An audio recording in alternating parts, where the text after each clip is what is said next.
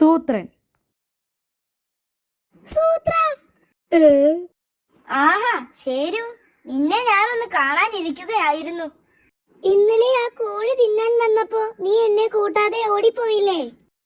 നീയല്ലേ ആദ്യം ഓടിയത്? അല്ല, നീയാ. നിനക്കു ഞാൻ വെച്ചിട്ടുണ്ട്.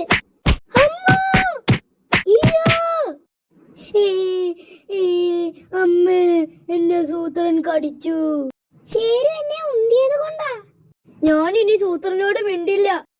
ഞാനും മിണ്ടില്ല. മക്കളെ, ഇങ്ങനെ വഴക്കടിക്കരുത്. ശരിക്കുള്ള സൂത്രനും ശരുവും വലിയ കൂട്ടുകാരാ. വേഗം രണ്ടുപേരും കൂട്ടുകൂട്. പറ്റൂല. പറ്റൂല. നമുക്കിത് വേണം.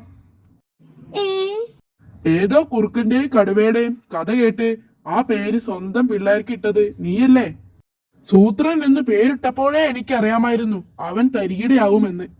ഇനി അതൊന്നും പറഞ്ഞിട്ട് കാര്യമില്ല. പിള്ളേരുടെ വഴക്കു തീർക്കാൻ നോക്കാം.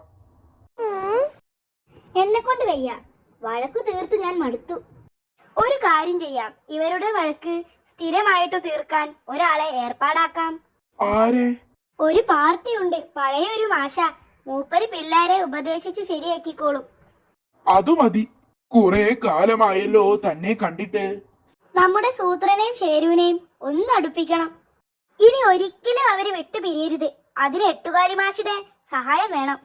താൻ ധൈര്യമായിട്ട് പോയിക്കോ, ഞാൻ ഏറ്റു. മാഷെല്ലാം ശരിയാക്കി തരാമെന്ന്. രക്ഷപ്പെട്ടു.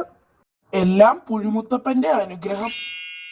എല്ലാം ശരിയാക്കിയിട്ടുണ്ട്. അവരിനി പിരിയില്ല, ഒരുമിച്ചേ നടക്കൂ.